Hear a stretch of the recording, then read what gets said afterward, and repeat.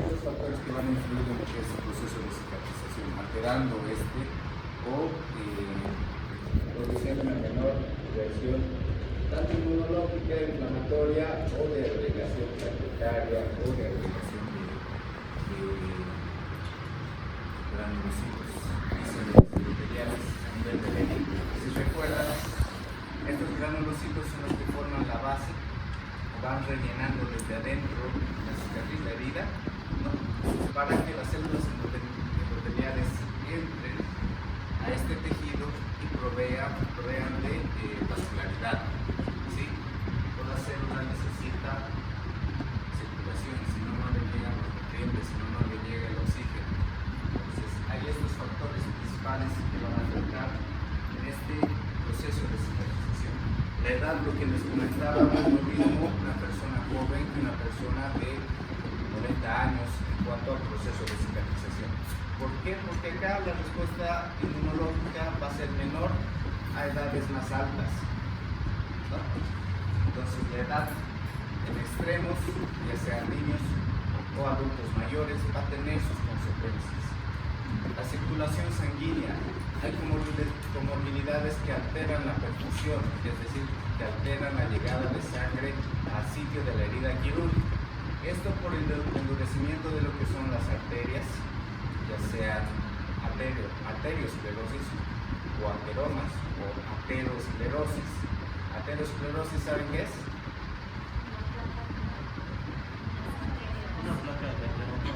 Ateroma sí es la formación de la pared vascular. Aterosclerosis es una placa de grasa en la arteria. Es un acúmulo de tejido graso en las paredes vasculares que van a provocar su endurecimiento. ¿Sí? Entonces, todas estas alteraciones van a afectar en lo que es la circulación sanguínea y afectar en lo que es la llegada de la perfusión de la sangre a nivel de lo que es la herida. Otro punto, la nutrición. Para ese tejido cicatrizar, para ese renovamiento, para el proceso de cicatrización en sí, es necesario una buena nutrición. Una buena nutrición dada en lo que son carbohidratos, líquidos, proteínas, vitaminas, minerales, ¿cierto? Que son los nutrientes esenciales para que se pueda producir una adecuada regeneración. Si no tenemos un buen aporte nutricional, es decir, pacientes técnicos que no han estado comiendo y demás, no van a poder tener esa regeneración adecuada en cuanto a la nutrición requerida para realizar ese proceso de cicatrización. ¿Se entiende? ¿Sí? Y les dije, no es lo mismo un obeso, ¿no?, que una persona bien nutrida. Un obeso no siempre está nutrido, ¿no? Enfermedades de base, la diabetes.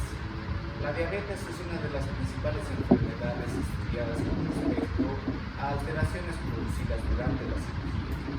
¿Por qué? Porque una diabetes mal controlada va a provocar que la respuesta inflamatoria no sea adecuada. ¿Se acuerdan las fases de lo que es el proceso de cicatrización? La primera fase es la inflamatoria, ¿sí?, donde se produce la extravasación del plasma, la migración celular. ¿Ya? La migración celular específica de qué?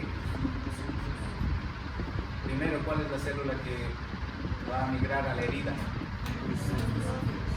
Neutrófilos, exacto. No son los neutrófilos. Eso es en la respuesta inflamatoria sistémica.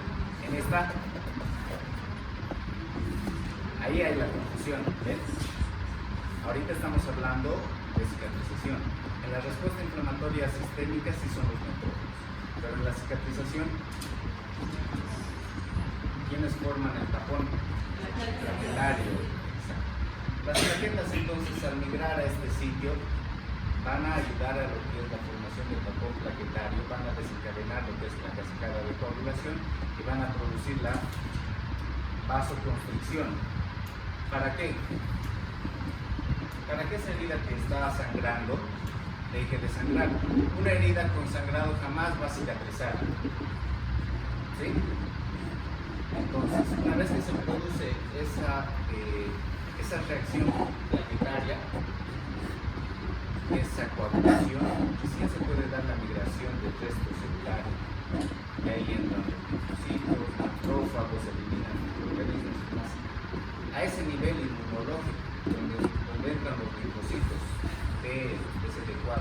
CD8, los macrófagos y demás. Para eliminar esos microorganismos afectan estas enfermedades, estas comorbilidades que tiene el paciente, ya sea diabetes, enfermedades inmunológicas y demás, que disminuyen esta reacción y evitan que todo ese proceso de cicatrización se dé de forma adecuada.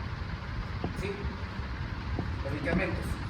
Les había dicho, los corticoides bajan en unidad, disminuyen la respuesta inflamatoria, entonces 2 puntos de lo que es el proceso de cicatrización ya se está viendo alterado por la presencia de estos medicamentos. ¿Qué pacientes toman corticoides?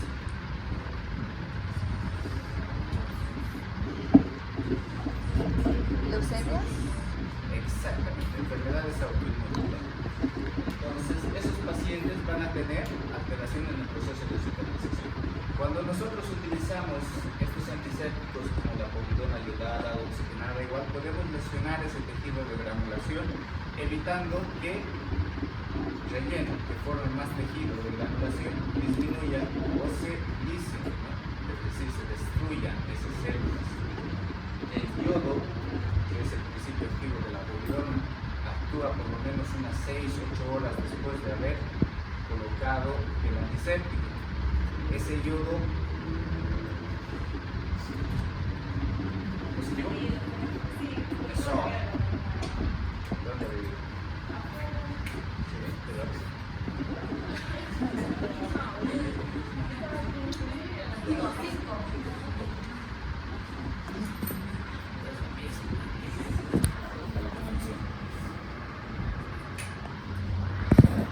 el agua oxigenada, ¿qué produce en la herida?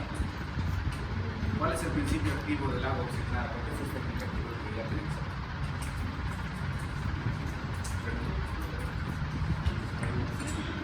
¿Qué?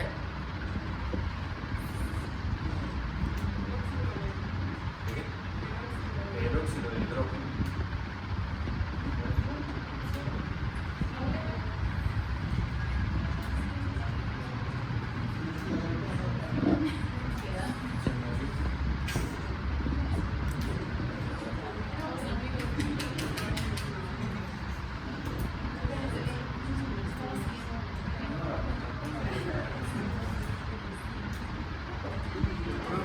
Produce corrosión. ¿Ya? No se utiliza agua oxigenada en heridas profundas, no se utiliza agua oxigenada en cavidad abdominal. ¿Por qué? Porque va a lesionar la serosa del intestino, va a lesionar el tejido granuloso, ¿no? Y no va a dejar que ese proceso de cicatrización siga su curso. Ahora, en cuanto al zinc, vitamina C y la quinina son los 3 principales componentes estudiados para coadyuvar a lo que es el proceso de cicatrización, es decir, que mejoran la respuesta inmunológica y la respuesta inflamatoria y ayudan que esa cicatriz siga su curso. Hay una metodología y es difícil encontrar ciudades.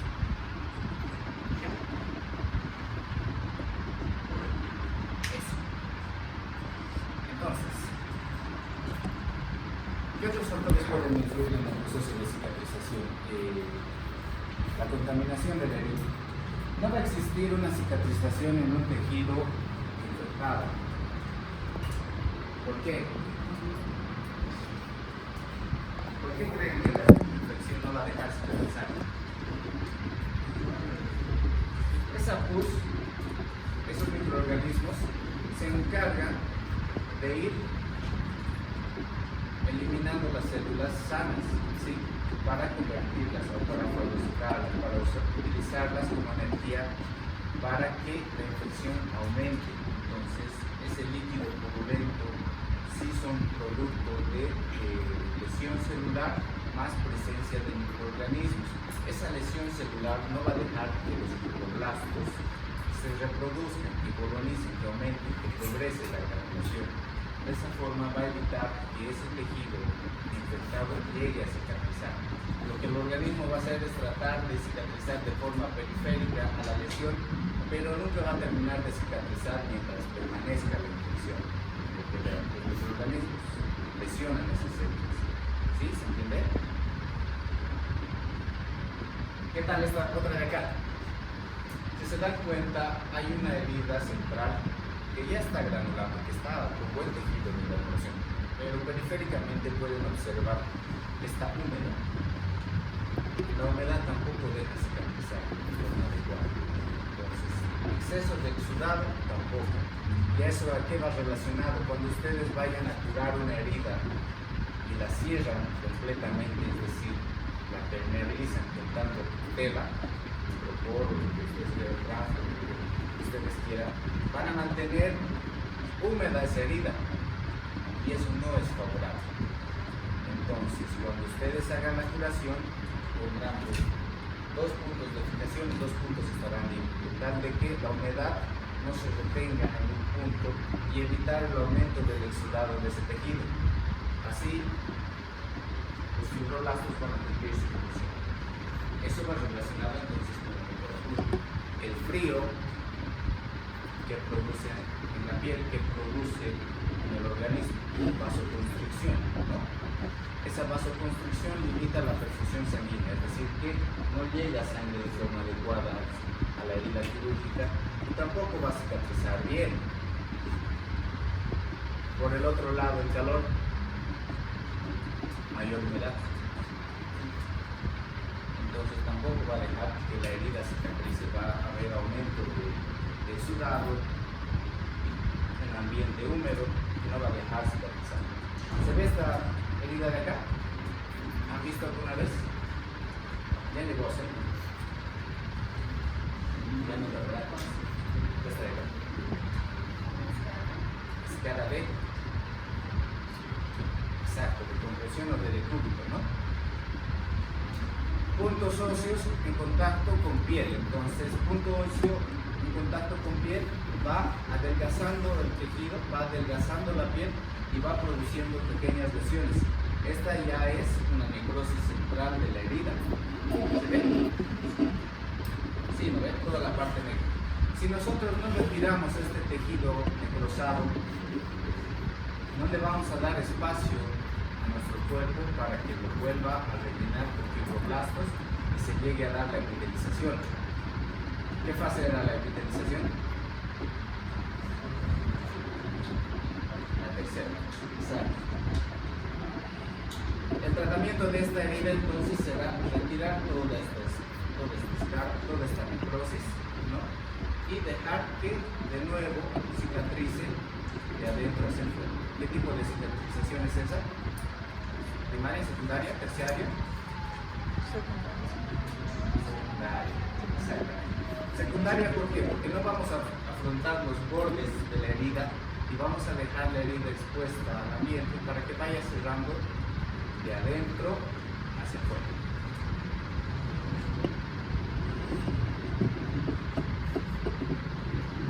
Y ahí va la explicación de cicatrización primaria o de primera intención, secundaria o de segunda intención, terciaria.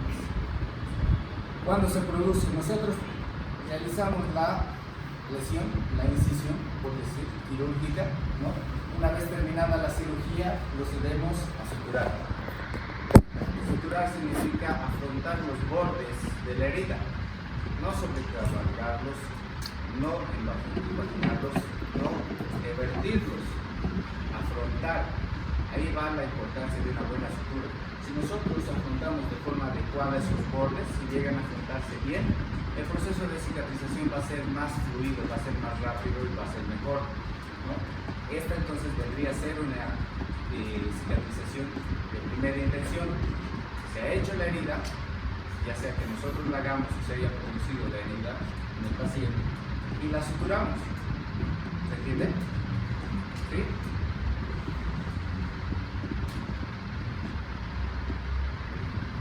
De segunda intención. Tenemos la herida.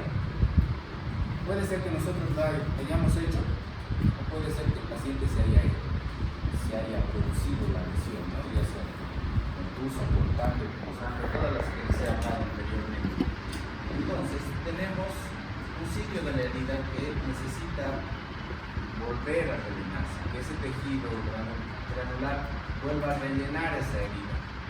Si nosotros no afrontamos esos bordes y dejamos la herida abierta, va a empezar a llenarse de fibroblastos en la parte profunda y empezar la granulación de forma profunda superficial, sin los bordes afrontados. Ya en el proceso de cicatrización, los miofibroblastos van a contraer la herida y la van a juntar, o la van a tratar de juntar, y en el punto más alto se va a empezar a epitelizar. ¿Sí? Segunda intención, nosotros no estamos curando.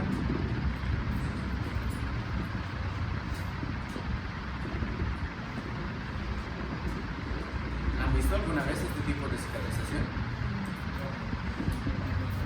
Heridas grandes con pérdida de contenido en la que nosotros no podemos juntar los bordes porque no hay suficiente tejido, ¿no? Y la herida solamente llega hasta celular subcutáneo, no es más profunda. Si es más profunda va a requerir de injertos, colgajos u otras medidas, ¿no? La de tercera intención. En este caso, miren, nosotros hemos producido la incisión, pongamos el caso, o ha sido una mordedura de pelo, como ustedes quieran. Entonces, limpiamos la herida, hacemos la antisepsia del campo, tenemos la sutura de esta y llega a soltarse. Es decir, hemos intentado realizar la cicatrización por primera intención, pero por causas, ya sean comorbilidades del paciente, ya sean causas locales o de infección, esa herida se vuelve a abrir, o incluso técnica de la sutura. ¿Qué tal que han suturado mal? Los nudos se han aflojado, se sueltan y se abre la herida. ¿Cuánto tiempo tiene que pasar para que nosotros consideremos que una herida está infectada? Más o menos. ¿Mayor a? 3 días. ¿Qué? 3 días. 6 horas. Bien. Mayor a 6 horas, entonces esa herida la consideramos infectada. ¿Qué vamos a hacer nosotros en ese caso de que se ha abierto la herida? Vamos a iniciar antibiótico-terapia. ¿Por qué? Porque consideramos que esa herida, después de un día, digamos, que tiene el paciente, porque siempre se retrasa, no viene en ese rato, consideramos que esa herida está infectada y iniciamos antibiótico-terapia. Una vez que la infección ha cedido, que puede ser entre 3-4 días de tratamiento, si se puede realizar la sutura, la hacemos. Tercera intención. Hemos suturado, se ha diseñado. Hemos hecho tratamiento antibiótico, hemos curado la infección y volvemos a suturar. ¿Para qué? Para evitar que la cicatriz sea muy grande. ¿Qué tal que ha sido una herida en cara?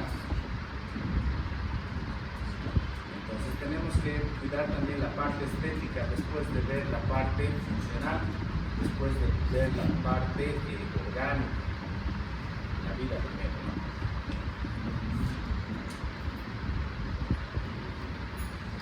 Existen ciertas enfermedades hereditarias que van a alterar el proceso de cicatrización. Una de las más clásicas es la de Ehlers-Danlos. Esta se caracteriza porque va a haber una hiperlaxitud, va a haber articulaciones demasiado extensibles, ¿no? Como es este caso. ¿Quién puede hacer este movimiento? Normalmente no se debería de extender tanto lo que es el pulgar, ¿sí? Este tipo de enfermedad es más frecuente en mujeres. Las mujeres son más flexibles, elásticas, demás, ¿no? ¿Cuándo se ve? Cuando el colágeno tipo 5 está alterado. Hay una mayor síntesis de este tipo de colágeno y hay una hiperlaxitud en esos pacientes. Son los pacientes que abren los hijos sus piernas, doblan sus rodillas, las curvan, ¿no? Las enfermedades hiperlaxitud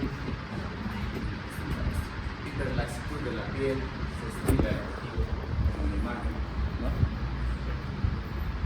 ¿Por qué va a afectar esta enfermedad al proceso de cicatrización? Porque es colágeno tipo 5 y para la cicatrización de colágeno era el 1 y el 3. Y ahí ya, a ver, si es colágeno simple y nosotros necesitamos 1 y 3, tenemos en exceso se va a ver afectada la cicatrización.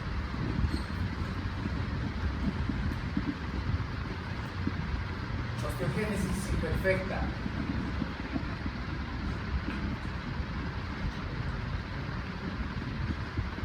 ¿Han oído hablar de estos pacientes con huesos frágiles? Cualquier golpe, caída, contusión y demás puede producir fracturas óseas, ¿no? Eso por alteración en el colágeno tipo 1. No hay suficiente síntesis de este colágeno, ya lo que es dentro de la cicatrización ósea. De igual forma, cruzan las 3 fases de cicatrización, todo el proceso de cicatrización que les he indicado anteriormente, igual lo cruza el hueso. Y al no tener este de acá, se evita esa osificación normal que se produce en una fractura. Primero se forma el callo óseo, se forma la matriz celular. ¿Sí? Esa matriz celular tiene que tener colágeno tipo 1. En este caso, al haber una deficiencia de colágeno 1, esos huesos son frágiles, no llegan a osificar de forma adecuada. Hay una película, ¿no? ¿De esto? ¿Cuál? Ese.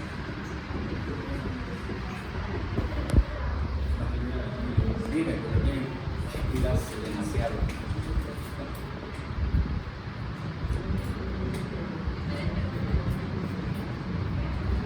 Ahora, miren, la cicatrización, hay ciertos órganos protegidos que tienen sus propias especificaciones, podría decir, sus propias formas de cicatrizar, muy diferentes a lo que es la piel, pero todas cursan estas 3 fases de cicatrización. Tenemos lo que es el tubo digestivo. Recuerden, el tubo digestivo tenemos una mucosa, ¿no? Tenemos una submucosa. La submucosa es la parte más importante a nivel intestinal para dar el proceso de cicatrización. Es en esta que se forma lo que es la matriz celular, la síntesis de proteoglucanos, de colágeno, ¿no? De fibronectina, para dar inicio a lo que es la cicatrización. Es decir, que esta de acá, la que está por encima de la mucosa, es la capa más importante para el proceso de cicatrización. Cuando vean la cirugía, se van a dar cuenta que al hacer los puntos de sutura se toma poca mucosa. La mucosa tiene bastantes pliegues, ¿sí? Estos pliegues, si lo llegamos a estirar, va a ser mayor el diámetro que el mismo intestino. Entonces se toma poca mucosa más su mucosa y se rozan para hacer la sutura. Ahí la importancia de conocer las capas. Luego tenemos una capa muscular que puede ser circular, puede ser dependiendo de qué órgano estamos hablando, si sea estómago, si sea esófago, si sea intestino delgado o intestino grueso, van a ser circulares, oblicuas y demás. Y la capa serosa, que es la capa que le da la consistencia. El hueso.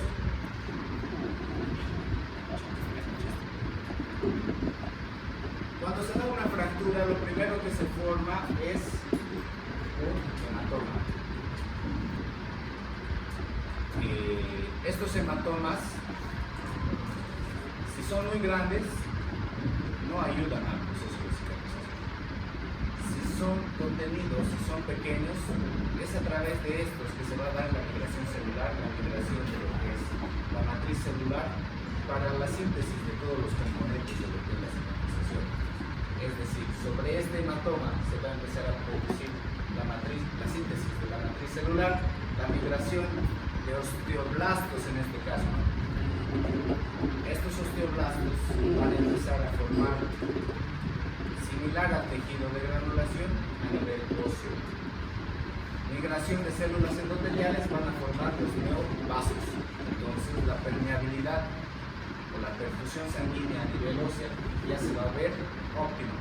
Una vez que tenemos eso, empiezan a calcificarse estas células de la matriz celular, del callo óseo y todo el resto, porque Cuando se forma la cicatriz a nivel del hueso, no se forma igual que era en un inicio, es decir, no tienen bordes regulares. Si se dan cuenta, se forma un callo óseo, ¿no? Pero este callo óseo puede causar molestias en el paciente, dolor, compresión de vasos circundantes o nervios y demás. ¿Qué hace el organismo para esto? Empieza a mandar osteoclastos. ¿Qué son los osteoclastos? Macrófagos del hueso, ¿no? Entonces todas esas células que se encuentran por demás están formando ese callo óseo, o células que han sufrido una apoptosis y demás son fagocitadas y se va aplanando el callo óseo hasta terminar en una cicatrización del hueso. ¿Cuál es la diferencia con lo que es el cartílago y el tendón? Estos dos tejidos no tienen suficiente vascularización en la parte central, tienen vascularización periférica, ¿ya?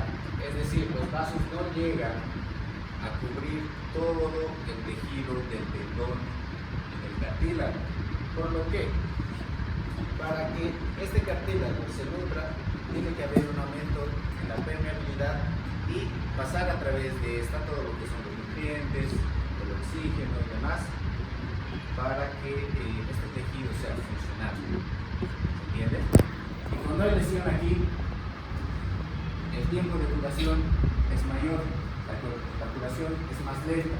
No es lo mismo que haya vasos sanguíneos en el tejido nuevo, el tejido que va a cicatrizar, que no haya. Cuando no hay, esta migración va a tardar más. Es por eso que esto es importante en la recuperación de los atletas que sufren lesiones, ¿no? Ya sea ligamento rotuliano, tendón rotuliano, los cruzados de la rodilla y demás que siempre se lesionan. Es este motivo el cual causa eso. Pero sí se va a dar ese aumento de permeabilidad y va a haber esa migración. Más lenta, pero sí se va a dar. En los nervios, ¿qué tal? Los nervios o las neuronas son células especializadas que tienen una tendencia a no reparar de forma tan rápida como lo hace la piel o el resto de los tejidos. Es decir, si nosotros seccionamos un nervio y lo volvemos a unir, la reparación o la cicatrización de ese nervio va a durar meses, puede durar 3 meses, 6 meses, 8 meses. ¿Eso en qué influye? En este caso están viendo este nervio braquial seccionado. El paciente no va a poder mover su brazo, ¿sí? Va a tener dificultad o va a tener alteración en la sensibilidad de la región. Al reparar este tejido, ya mediante técnicas que los neurocirujanos son los que más manejan esto, ese tejido sí puede llegar a volver a tener toda su sensibilidad o su motilidad, pero en un tiempo mayor y con bastante ayuda fisioterapéutica. Si no, ese músculo empieza a atrofiarse por falta de alimentación, por falta de movimiento. ¿Entiendes? ¿Sí? ¿Qué pasa con las cicatrizaciones patológicas? Las cicatrices ya de forma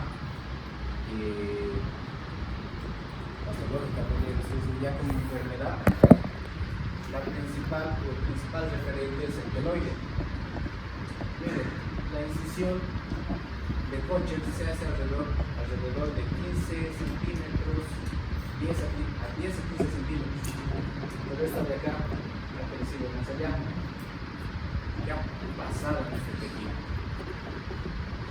Durante el proceso de cicatrización en los keloides, la migración de fibroblastos normalmente ocurre en la herida, ¿sí?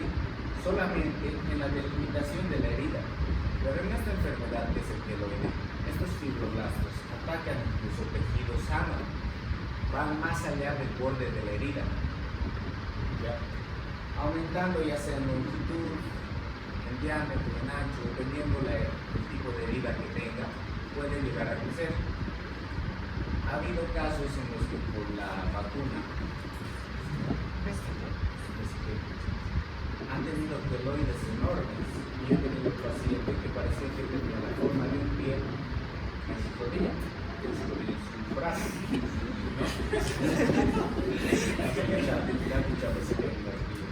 Entonces, este tipo de cicatrización es patológica. La característica es que ataca tejido sano circundante, va más allá de sus bordes.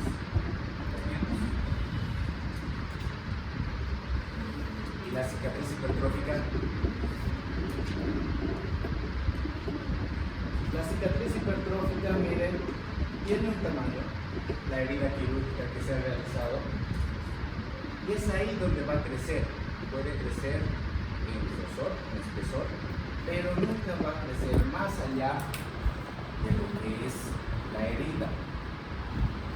Sobre el diámetro, sobre el tamaño, sobre la longitud de la herida, va a aumentar la cicatriz, pero no va a afectar el tejido sano. Esa es la diferencia con esta otra. ¿Se dan cuenta?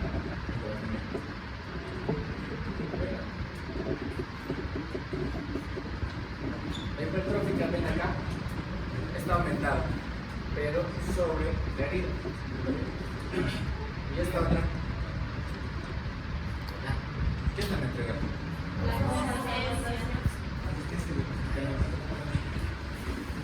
Esta de acá es un queloide y esta de acá es un hipertrófico. ¿Se dan cuenta? Esta es la herida, el crecimiento del tejido cicatrizal es más allá de la herida, es el tejido sano.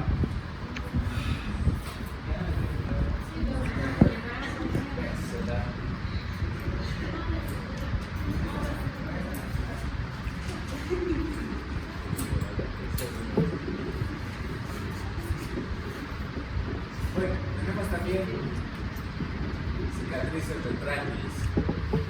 Estas cicatrices retráctiles, ¿por qué se dan y dónde se van? Los miofibroblastos producen la contracción, eso les dije, ¿sí? Para disminuir el tamaño de la cicatriz. Pero cuando la herida se produce en regiones de flexión o hiperextensión, estas cicatrices que producen esa retracción van a dejar esas secuelas, van a aumentar ese tamaño, van a tener ese endurecimiento. Se había dicho, la cicatriz ya no vuelve a ser el mismo tejido sano, ¿no? El tejido sano va a tener su hipodermis, su dermis, su epidermis. El tejido cicatrizal va a ser la cicatrización de la epidermis, es decir, que pierde folículos pilosos, folículos sebáceos, ¿no? Y es reemplazado por fibroblastos, tejido de granulación, tejido duro, tejido fibroso, que produce esa retracción en esos puntos.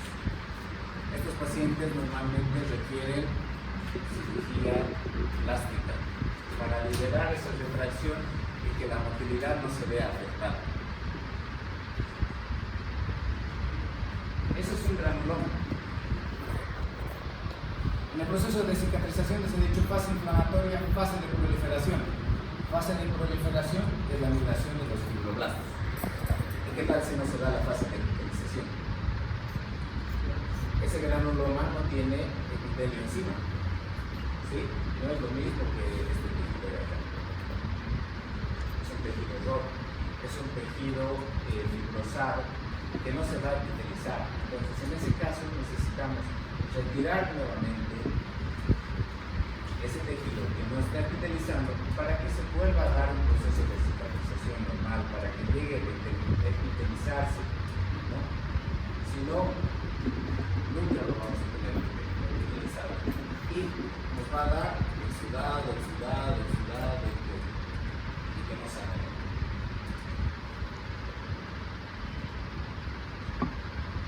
Dehiscencia. Como ya hemos visto, la cicatrización se va a ver alterada por varias causas, por comorbilidades, por infección, por alteraciones de lo que es la circulación y más, que pueden producir esto. Entonces, nosotros hemos hecho la sutura que vendría a ser la cicatrización en primera intención. Se ha soltado la sutura que hemos hecho. ¿Cuál es el manejo que vamos a tener? Tercera intención. Antibióticos, eliminar la infección, Y vuelve a promover ser. que se vuelva a granular y una vez eliminada la infección, hacer puntos de afrontación. Cicatrización por Tercera. tercera infección. Exacto. Bien. La siguiente, Roberto.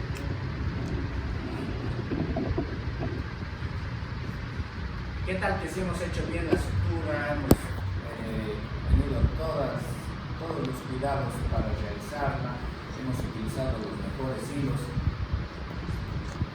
y el paciente sufre eso? ¿Qué es eso? Inserción, salida de contenido intestinal a través de la herida quirúrgica. ¿Por qué? Ahí arreglar la comorbilidad y la técnica y el hilo utilizado. Comorbilidades como diabetes, patologías autoinmunes, ¿no? O el mismo hecho de que le hemos dado al interno y el dicho interno hecho mal, se ha abierto la herida, se ha salido la evisceración. Todo es culpa del interno en este caso. Siempre. No tiene la culpa el secretario. Así que ya vayan acostumbrándose.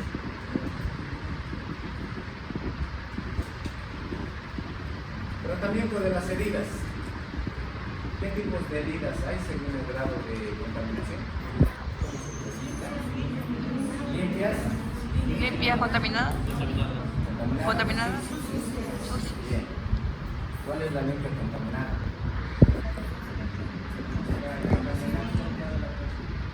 La de las cirugías. Cirugías abdominales. Ya. Ambiente controlado ahí. Luego. Es bajo un ambiente controlado, ¿no? Con Contenido. ¿ok? ¿Ok? Con salida de contenido intestinal. Limpia contaminada. Tratamiento. Entonces, para el tratamiento de estas heridas, de forma profiláctica, en cirugía sí se da antibióticos. ¿Qué antibióticos utilizamos en este caso? De amplia efecto. Que dura, gran dura. Amplio espectro cuando está infectado. Ah, Para heridas quirúrgicas en un ambiente intrahospitalario, con todas las medidas, se pueden utilizar. A ver, díganme cefalosporinas de primera generación. Ya. ¿Qué? ¿Cuál?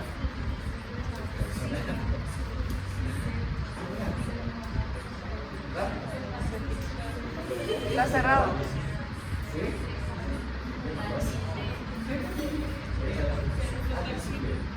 Cefalosporina no. Primera generación. Cefuroxima. Se han llevado. Ya. Cefalotina en la segunda. Es segunda. Es segunda. Voy a sonar.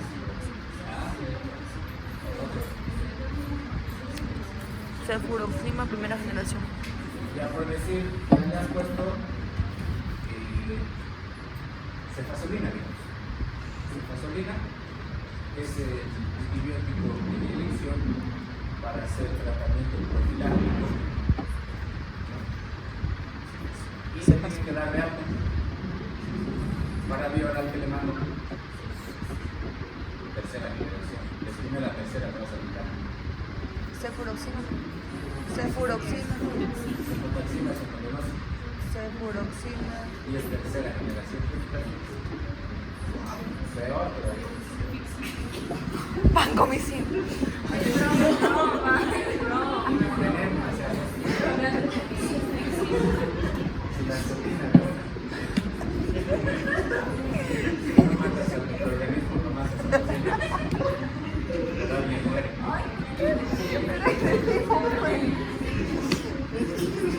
lo digo fuerte, eso lo repito. Cefadrina, pues. ¿Cuál? ¿Cuál, doc? Cefadrina. Cefadrina.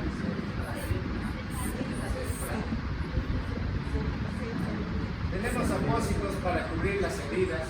Como les había mencionado, Cefalina. no tienen que sellar la herida de forma hermética porque simplemente van a contribuir a la humedad, al aumento de calor local y a que la herida no cicatrice bien. Entonces, apósitos con cierre parcial, cierre de 2 bordes o 3 máximo, pero no de los 4 bordes. Sustitutos de la piel. ¿Han visto eso? Ese de aquí. Ese ya son sustitutos sintéticos. Cuando las heridas son largas o grandes, profundas, cuando ya hay compromiso neurótico, compromiso muscular, compromiso óseo, tienen que cubrir esa herida y con tejido orgánico o sintético, orgánico interno, ¿no? Parciales, totales, lo que ustedes quieran, pero ese tejido se debe de cubrir. Tratamiento con factor de crecimiento no se lo utiliza mucho, para radio tampoco no se lo utilizado, en base a compuestos como arginina, demás, para ayudar a la cicatrización de la herida, pero no es común utilizarlos. Ese sí te faltaba del anterior.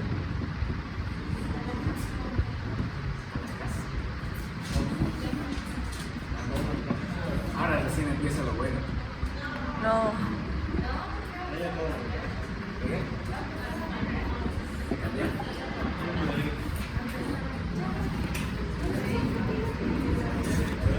¿Hasta qué hora es?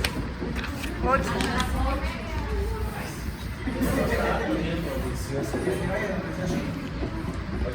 ¿8? 17 de los días. Rapidito. Es la Valoración prequirúrgica. Pre, trans, postquirúrgica. Son todas esas medidas que se van a realizar para preparar al paciente de forma adecuada y que éste ingrese con todos los parámetros posibles dentro de lo normal. Es decir, todos los laboratorios y estudios que se realicen en ese paciente, ya sea a nivel cardiológico, para ver que ese corazón pueda aguantar la anestesia general, para ver cómo está los datos de presión, para ver el nivel cognoscitivo, si tienen alguna alteración neurológica, si tenemos una coagulación adecuada, no tenemos una coagulación adecuada, a nivel intestinal, si este tiene un adecuado tránsito intestinal para proveer una nutrición buena a ese paciente después de la cirugía, si los factores de coagulación son adecuados o necesitan medicación o necesitan el aporte de algún medicamento para que nosotros tengamos una cirugía sin complicaciones. Está de este lado. La cirugía en sí entonces se va a dividir en 3 periodos. El periodo preoperatorio, transoperatorio y postoperatorio. Preoperatorio hace referencia a todo el momento antes de la cirugía. Transoperatorio, el tiempo que dura la cirugía, las complicaciones que pueden existir en ella. El postoperatorio, el estado del paciente después de la cirugía. Hemodinámicamente hablando de la parte decimal de la temperatura, hablando de lo que es la depresión y otros aspectos más que vamos a ir hablando. ¿De dónde a dónde va? Entonces, inicia desde que se ha decidido operar al paciente. ¿Cómo podemos decidir eso? Mediante lo que es la anamnesis, el examen físico, la parte clínica, ¿no? La parte laboratorial, 2, y los estudios de gabinete. ¿Cuáles son los estudios de gabinete? Radiografía, electrocardiograma, ecografía, tomografía, resonancia magnética, todo lo que ustedes quieran, pero que se pueda realizar en el paciente. ¿Cómo sabemos si se puede o no se puede? Tenemos cirugías programadas. En las cirugías programadas el paciente debe ingresar con todos los estudios pertinentes para el procedimiento, es decir, no tenemos que encontrarnos con sorpresas en la cirugía. Eso significa que ha sido estudiado antes de operarse. Y ahí es que se solicitan todos los estudios necesarios para que ese paciente ingrese. Emergencia. En estos pacientes el tiempo es muy importante. No podemos agarrar y esperar que se le haga una resonancia, esperar que venga el cardiólogo, esperar nada. ¿Dónde vemos a estos pacientes con trauma? ¿Qué tal si mi paciente ha sido apuñalado unas 15 veces? Voy a esperar que salga un examen de sangre, le voy a hacer tomografía, le voy a hacer ecografía, radiografía, le voy a hacer su valoración cardiológica. Si espero hacer todo ese proceso, mi paciente se muere, ¿no? Entonces, ahí es una cirugía de emergencia. ¿Qué se hace en ese paciente?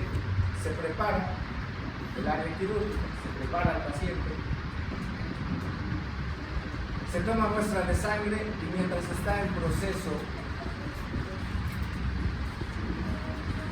en el laboratorio, el estudio, nosotros ya estamos ingresando al quirófano. Va a ser importante tener el resultado del laboratorio porque nos va a decir el tipo sanguíneo, ¿no? Los pacientes con trauma van a requerir transfusión sanguínea si han tenido una pérdida importante de sangre, entonces necesitamos hacer estudios de compatibilidad sanguínea. Pero entramos con hemograma, hemograma PP y NR al quirófano.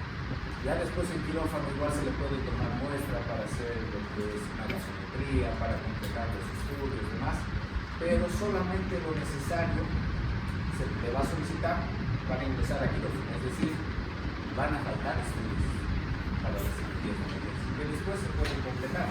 Primero es salvar la vida del paciente. Cirugías de urgencia, ¿conocen alguna cirugía de urgencia? La apendicitis es todavía cirugía de emergencia.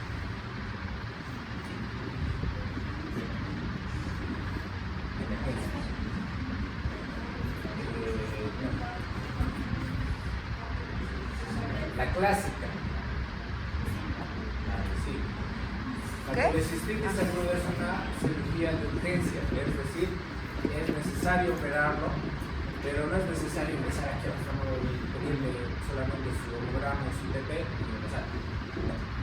En este tipo de cirugía sí es una urgencia, es decir, tenemos que operarlo entre las 24 horas y 48 horas del paciente ingresado, pero en ese periodo de tiempo nosotros podemos solicitar laboratorios, valoraciones, estudios de gabinete y demás para estar tranquilos en la cirugía. Ahí va la diferencia. Tienes 48 horas para hacer todo. Máximo 48. Antes de las 48 horas tú ya tienes que estar ingresando con ese paciente que es de urgencia. De emergencia es llega hasta nada, programada, te das todo el tiempo necesario para hacer las cosas de forma adecuada y llegar con todos los estudios.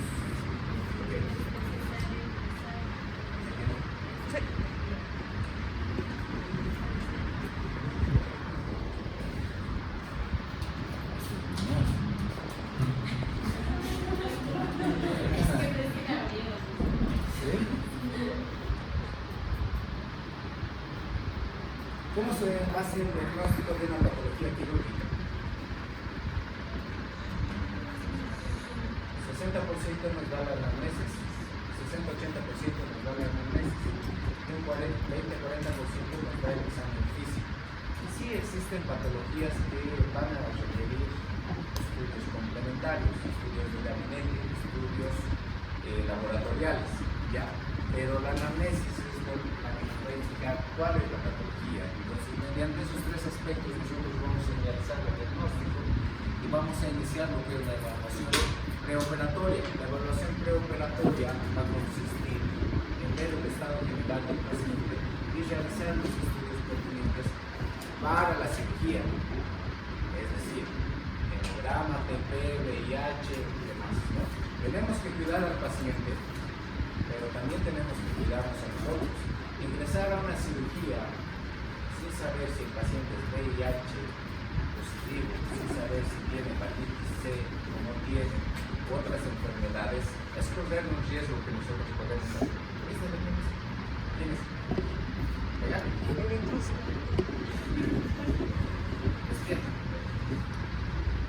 Entonces, debemos ayudarnos nosotros también con esos estudios. ¿Cómo vamos a preparar al paciente para la cirugía? El paciente debe tener su bata, debe haber la bata con apertura a gas, ¿sí? ¿No? De forma adecuada, sin ropa, sin metales, sin nada. Se utiliza electrobisturí durante la cirugía, es conductor de corriente. Si tiene aretes, si tiene anillos, va a quemar el necesito. Entonces hay que evitar eso. Por eso la importancia, ¿no?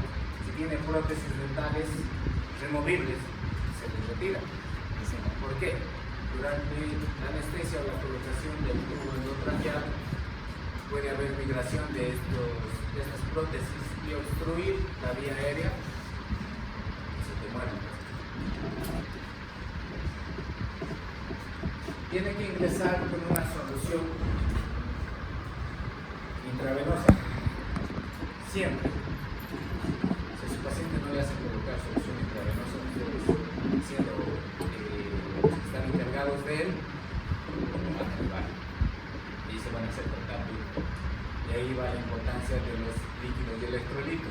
¿Qué solución le pongo al paciente para una cirugía? Isotónicas, ¿cuál? Fisiológico, otro. Otro. Glucosa. Una dextrosa. No, dextrosa es hipotónico. No, una dextrosa. Se hace la delimitación del área quirúrgica, en este caso tomando como ejemplo una craniotomía, ¿no? Para delimitar los puntos donde se va a hacer la incisión para poder hacer la exploración intracránea, hacer la sección de lo que es la piel, el hueso y demás, para tener una valoración adecuada. Los neurólogos siempre piden tricotomía, que la tricotomía simplemente es el corte, ¿no?, del cabello. En la actualidad, para cirugía abdominal o torácica no es necesario, pero si van con cirujanos ya mayorcitos de escuela antigua, sí o sí les van a pedir. Eso de acuerdo al cirujano con el cual trabajan, o con el cual voten, con el cual vayan. Para neurología sí o sí es necesario. Estudios laboratoriales que necesitamos solicitar. Hemograma completo. En el hemograma completo, ¿qué vamos a encontrar? ¿Ya han visto estudios laboratoriales? ¿Qué hay en el hemograma?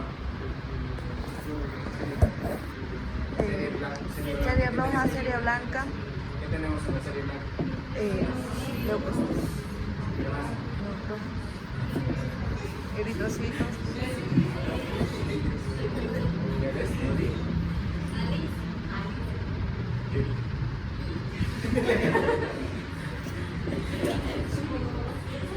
Sí, serie blanca, serie roja, ¿no es cierto? Plaquetas, demás. Todo eso nos va a dar datos de cómo está el estado del paciente. Si hay una leucocitosis, ¿qué significa? Depende, no siempre. Si hay una leucocitosis a expensas de linfocitos, Viral. ¿desviación a la derecha o a la izquierda?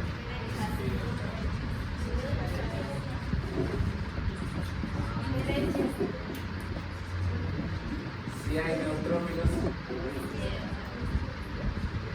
exacto. Eso nos va a dar si el proceso infeccioso es viral, es bacteriano, si hay más eosinófilos, parásitos, alergias, ¿no? Datos que son importantes. TP, ¿qué es el TP? Tiempo de protrombina, ¿cuánto debe estar normal? Mayor a 12, a 12. ¿Cuánto es el dolor normal? Como que vamos a tener tarea para la siguiente clase. No. Falta 2 semanas para el examen. No. Una clase más. No. Recién el examen. No. 2 semanas. Ya digamos el resto. Ya se la deben saber las otras materias. Tiempo de protrombina, normal, 12 segundos. ¿No? Varía con la altura. ¿O no? Dice bien ayunas, valor normal.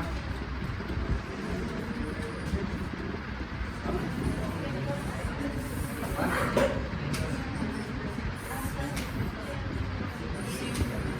70 y 110. Creatinina. General. Hasta 1.2.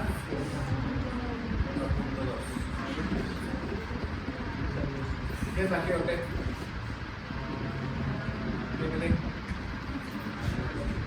Valores normales.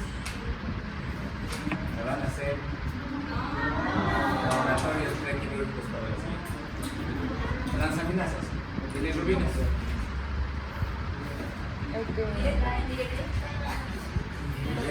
Exacto, se divide en directa, indirecta, total, ¿no? Total, sumatoria de ambas.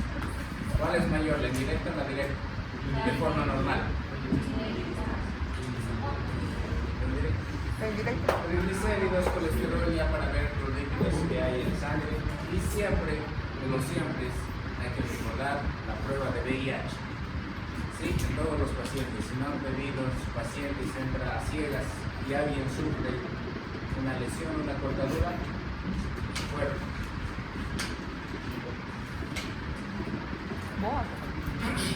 Dentro de la evaluación preoperatoria también se solicitan lo que son estudios de imagen. Entonces tenemos la evaluación pulmonar.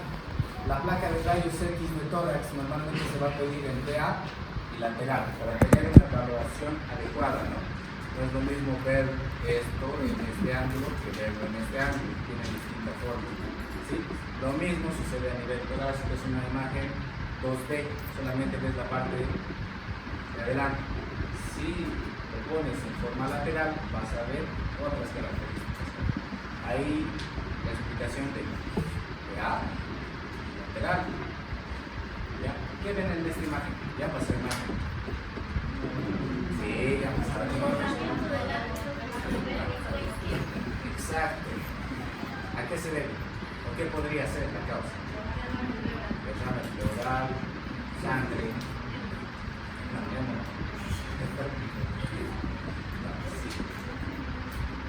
esa otra de ahí. ¿Qué pulmón es primero? El derecho. El derecho es el que está afectado, ¿no? Sí. Miren, lo que tiene que ser primero para evaluación ya de lo que es la parte pulmonar, lo han debido ver en una pequeña recordatoria. Primero que tienen que evaluar qué es esta imagen de acá central. La tráquea. Esta imagen central viene acá y viene acá. ¿Qué son esos? ¿Se ve o no se ve? No tan así. Central es clarísimo. Mira. Acá y acá. ¿Qué son? Bronquios. Luego, Pulmón. ¿luego qué? Los campos pulmonares. Luego, la trama vascular. ¿No? Y ahí van a poder desglosar por diferencia de densidad este movimiento del ángulo costofrénico izquierdo. ¿Sí? Y eso porque puede ser, si es unilateral, puede ser por procesos infecciosos de vanos plurales, de sello sangrado y demás cuestiones. Hay que saber toda la clínica del paciente para tener una correlación adecuada. Se puede solicitar también tomografía de tórax en caso de ser necesario, en caso de tener alguna patología asociada, en caso de sospecha de otras enfermedades, ¿no? Y en esta otra, ¿qué ven? Miren, esta imagen de acá. ¿Qué partes del pulmón está comprometiendo? Bases. Al ser pulmón derecho, ¿cuántos lóbulos tiene? 3. ¿Cuántos está comprometiendo? Bases, 2. Lóbulo basal y lóbulo. Aquí no les voy a pedir que me digan la patología, no les voy a decir que me den un diagnóstico, les voy a pedir que me digan dónde se está comprometiendo y qué se está comprometiendo, ¿no? ¿Qué creen para una cirugía con anestesia general? ¿Puede afectar o no puede afectar? Sí. Va a llegar a afectar en lo que es la ventilación. Si ese paciente entra a una ventilación mecánica va a ser difícil de sacar. ¿Y este de acá? ¿Qué ven ahí? Neumonía. Neumonía. No estoy tan mal, ¿no? Esto han visto en el COVID. Han debido de ver. Se hayan escapado. ¿No? Han querido ir a sus prácticas. No estábamos en ese tiempo. ¿Qué hora les estaba pasando? Anatomía. Ay, mentiras, están llevando Nemo ahora. Sí, pero.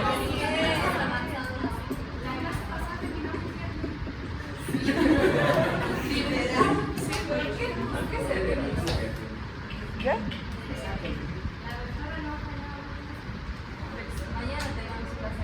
No te. No hay, no digo. No confirmó. Miren esta imagen. ¿Dónde ve el parénquima pulmonar sano? Aquí Un poquito, pues ahí. ¿Qué es? Cuando ven esta imagen como en vidrio esmerilado, ¿no? Que está comprometiendo ya casi todos los campos, todo el campo pulmonar, poco parénquima pulmonar sano, es un paciente que ya está más allá de aquí. Es un paciente que, bueno, ¿por qué va a respirar? Una fibrosis pulmonar del parénquima maldito. Es un paciente que murió lamentablemente. ¿Creen que ese paciente es apto para cirugía? No, yo creo que no me la A conté. este paciente ni aunque le des oxígeno al 100% a través de un tubo endotraqueal, no vive. ¿Dónde se va a producir el intercambio gaseoso? No tiene pareja. Lo que les quería decir. Miren, en Savinson hay tema, este tema. En Sharp está este tema, pero con otro nombre. Ya, la valoración preoperatoria. Lo que les recomiendo también que lean para que tengan una idea más rápida de lo que es una evaluación preoperatoria es del MedSec, evaluación preoperatoria MedSec, es de los libros que utilizan en Brasil. Hay la Universidad de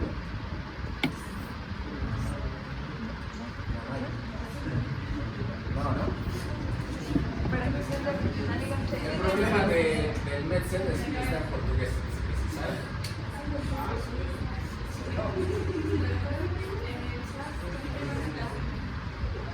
No recuerdo. Voy a revisar así hace rato que en Savinson estaba comentando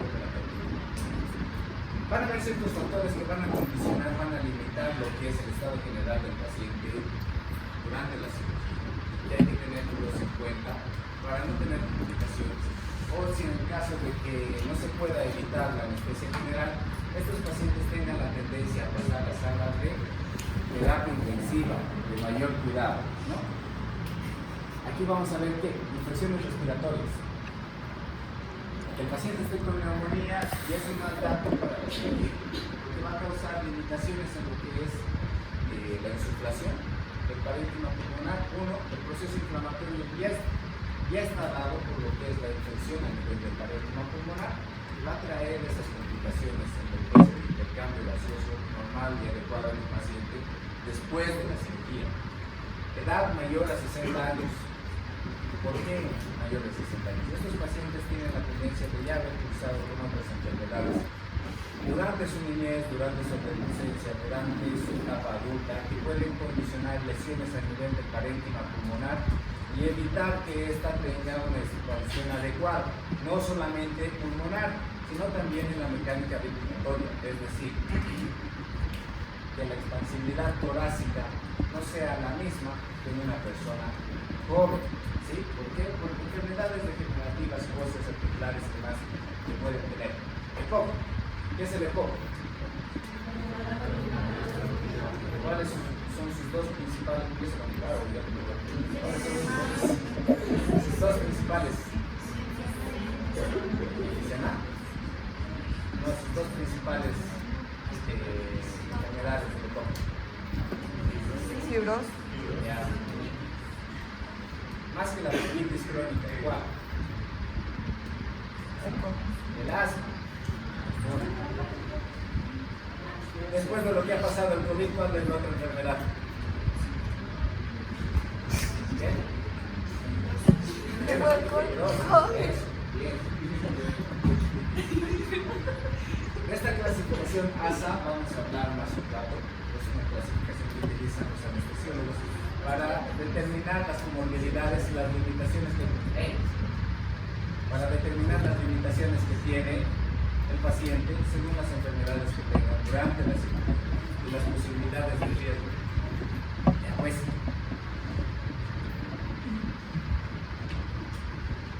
Cirugía de emergencia.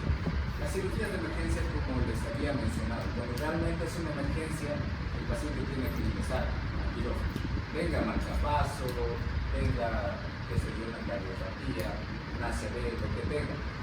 Si ese paciente no se opera, se muere.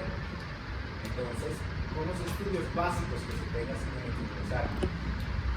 Dependencia funcional del paciente. ¿Cuándo el paciente es dependiente de algo? A nivel pulmonar, Oxígeno. a nivel cardíaco,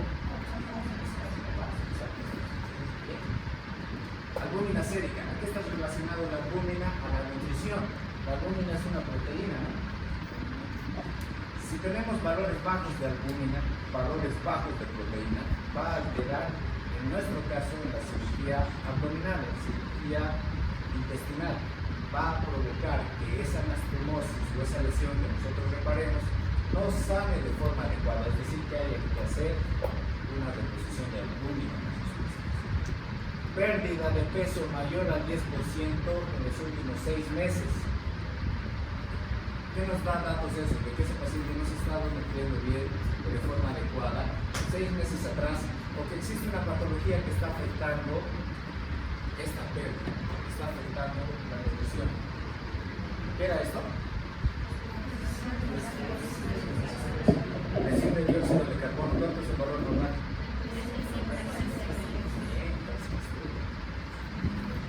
Ya. Entonces, si se encuentra mayor a 45, ¿qué quiere decir? Hay una mayor retención de dióxido de carbono en el organismo. Sí, y eso es contraproducente. Si hay una menor cantidad de oxígeno, de igual forma. La oxigenación es importante durante la cirugía y después de la cirugía. Insuficiencia cardíaca congestiva ya es una comorbilidad que afecta la circulación. ¿Sí? No. Al alterar la circulación va a haber menor perfusión sanguínea hacia los sitios de lesión, retardo en el proceso de cicatrización, retardo en el proceso de curación del paciente. Diabetes, esteroides, tabaquismo. El tabaquismo ya es un tema bastante estudiado. Si bien no es el causante directo, es un coadyuvante a que todo vaya bien. ¿No? Diabetes ya hemos hablado, esteroides también.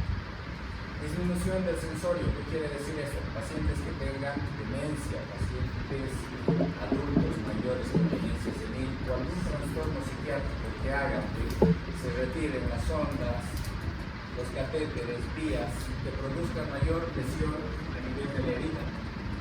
Insuficiencia renal, alteración en la filtración y en la eliminación de lo que son los componentes de degradación que el organismo elimina. ¿Sí? ACV igual que disminución del sensor. Obesidad. ¿En qué creen que puede afectar la obesidad de un paciente en el postoperatorio? En la respiración. Al estar el paciente en el punto de usar la mecánica respiratoria no va a ser normal. Ese paciente tiene que mover mayor peso para poder insuflar esos pulmones de forma adecuada.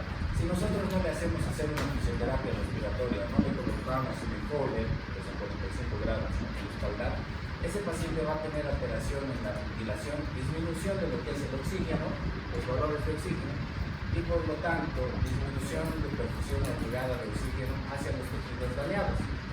¿Sí? ¿Sí me entendió? Evaluación cardiovascular.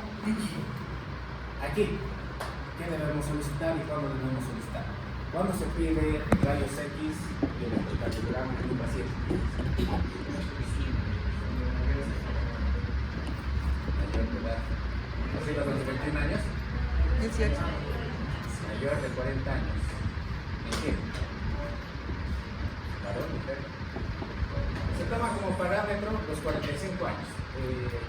Sí existen diferencias, tal vez fisiológicas, ¿no?, entre varón y mujer, pero como tope tomamos 45 años. Arriba de los 45 años se pide la placa de rayos X y se pide el electrocardiograma más valoración cardiológica.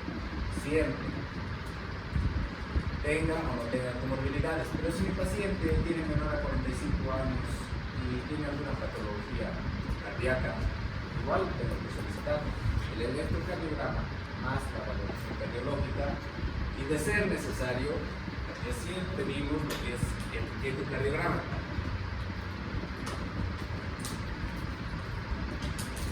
¿Qué es un electrocardiograma?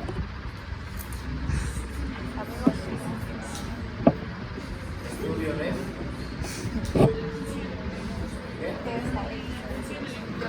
¿qué? Más fuerte, niña. Exacto. Un estudio que nos va a denotar la actividad eléctrica del corazón y cuál es su funcionamiento, ¿sí? Y el ecocardiograma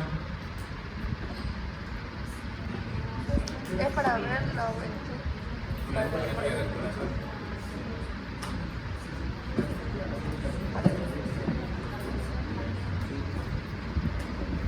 Esto nos va a dar ya datos más certeros en cuanto al funcionamiento del corazón, en cuanto a la contractilidad del corazón, ya diferenciados en aurículas, ventrículos, si existe presencia o no de vegetaciones. Ya llevamos cardiología. Estamos en eso. Estamos en eso. También. Estamos ahorita, ¿qué pasa? Tiempo. Siguen en la organización. Entonces es una valoración general de lo que es el corazón, de la funcionalidad que tiene el corazón, ya de la forma en que actúa a nivel mecánico, que nos va a aportar datos importantes sobre alteraciones de la movilidad, alteraciones como estenosis o calcificaciones. Miren, existen un montón de clasificaciones, hartas clasificaciones sobre lo que es la valoración pulmonar, sobre lo que es la valoración cardiológica y demás, que se han hecho según el tipo de población que tienen, es decir, tienen sus propias clasificaciones en Europa, en Norteamérica, en Sudamérica y demás, pero las que más se utilizan es las que les voy a presentar. Si ustedes ya para hacer una especialidad, su especialidad además, van a otros países, van a otro continente, tienen que aprender sus escalas, ¿no?, y sus normas que ellos tienen, pero mientras estén aquí, lo que tienen. Podemos dividirlo en alto riesgo, medio riesgo y bajo riesgo. Ya. En cuanto a procedimientos no cardíacos, procedimientos que no sean cardíacos. ¿Qué cirugías son de alto riesgo? Cirugías cardiovasculares, netamente. Cirugías de grandes vasos. Cirugías de mediano riesgo tenemos las cirugías urológicas, cirugías de cabeza y cuello, tenemos las cirugías abdominales y las cirugías torácicas. Entonces, ya más o menos para que tengan la idea de que cuando se hace una cirugía, a qué riesgo cardíaco estamos ingresando. ¿Por qué? Porque en este tipo de cirugías puede existir pérdida de sangre abundante cuando se hacen cirugías vasculares o cardíacas. Un riesgo medio sí puede haber pérdida de sangre a nivel intestinal, a nivel de cabeza, a nivel urológico. Y de bajo riesgo, ya cirugías como radioplastías, hemorragia, renal, renal, procedimientos ambulatorios, exéresis, qué sé yo, de lunares, exéresis de cicatrices, entre otros. Pero esta es la escala que más se utiliza, la escala de riesgo cardíaco de Goldman. Es la que más se utiliza a nivel América, ya sea Norteamérica, Sudamérica, lo que quieran. ¿Ya? Nos va a delimitar ciertos puntos que van a tener su porcentaje, si están presentes o no, dándonos una clasificación en 4 grados con su porcentaje de riesgo cardíaco. Toman en cuenta, a partir de lo que es la historia clínica, la edad, se ha presentado infarto agudo del miocardio menor, 6 meses, si existe el tercer ruido o incapacitación yugular, ¿ya? Señales de estenosis aórtica, si el ritmo no es sinusal, ya han llevado tarde. ¿Cuándo es un ritmo sinusal? Cuando la QRS igual. La P. Ah, Si la P está presente y es regular, ritmo sinusal. Si no hay, onda. ¿de qué se llama? ¿Pero qué se llama? Así. No, si no sale. Ah, No voy a meter con ya sabrá la cardióloga. como diciendo que no sale. ¿Qué digo tu doctora? Entonces, ya en el estado general, a través de una gasometría, la presión de oxígeno dentro del valor normal. Menor a 60. ¿Qué? Parámetros correctos. Si uno es de 35 a 45, el otro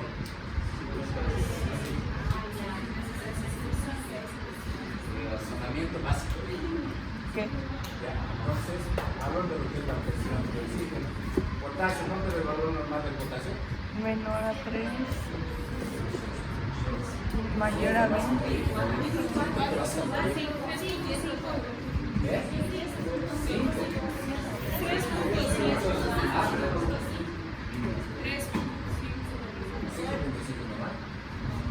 3. Menor a 3. A 4. Si encontramos menor a 3 equivalentes, ya es un rango de sí. ¿Y carbonato? De 20 hacia arriba. ¿Qué? De 20.5 hacia arriba. De 20.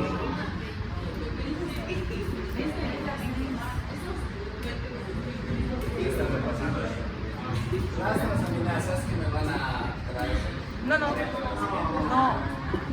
laboratorios. Aprendete. Lo divide también en si es cirugía abdominal, torácica o vascular, dependiendo. Si es cirugía de emergencia, urgencia programada, también. ¿Ya? Lo más importante, la interpretación. Son 4 grados. La clase 1, 0.9% de probabilidad de riesgo cardíaco. La clase 4, 63% de riesgo cardíaco. Es decir, alto riesgo, los pacientes se pueden tener mayor probabilidad de morir que de sobrevivir, sí, pero hay un 38%, por ahí 37% de probabilidad de que no muera. Ya es hora. Ya es hora. Sí. Hasta que veas. 8 en punto. De nuevo no hemos terminado ahí con ustedes. Muy lento hacemos las cosas. ¿Sabes qué pasa? 10 diapositivas en 5 minutos. Ah, estas son las diapositivas.